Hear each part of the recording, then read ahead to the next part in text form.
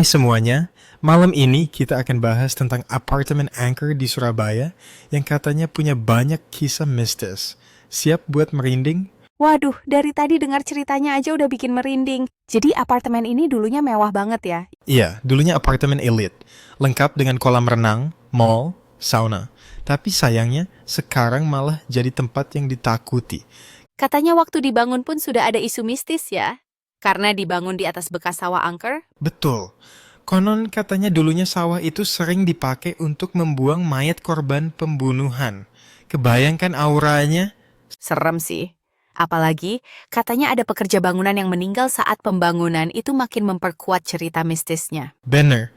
Dan terjadi memang ada penghuni, tapi tetap banyak kejadian aneh. Salah satunya cerita tentang pengusung jenazah malam-malam. Wah, yang security dengar suara orang baca kalimat la ilaha illallah sambil bawa keranda itu kan? Iya. Terus waktu security keluar, dia lihat rombongan bawa keranda beneran, tapi pas diteriakin, mereka langsung hilang dalam hitungan detik.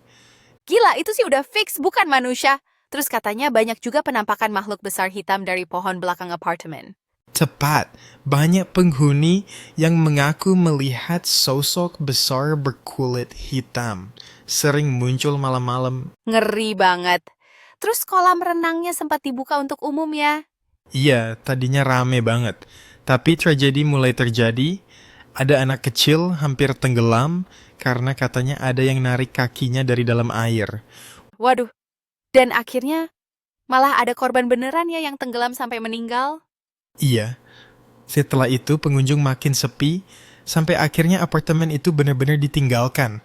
Bahkan sampai sekarang katanya kalau lewat situ tengah malam, suka dengar suara-suara aneh ya. Tangisan suara anak kecil, suara ombak. Betul banget, padahal apartemennya kosong, tapi suara-suara itu sering terdengar jelas, apalagi jam 12 malam. Ada juga cerita tentang catering yang diantar buat penghuni apartemen. Pas dilihat apartemennya kosong, Iya, dan katanya muncul sosok perempuan berbaju putih lusuh, rambut panjang, mukanya serem banget. mirip kuntilanak gitu ya. Sampai ada sopir yang kecelakaan gara-gara kaget lihat penampakan di jalan tol depan apartemen. Tepat sekali.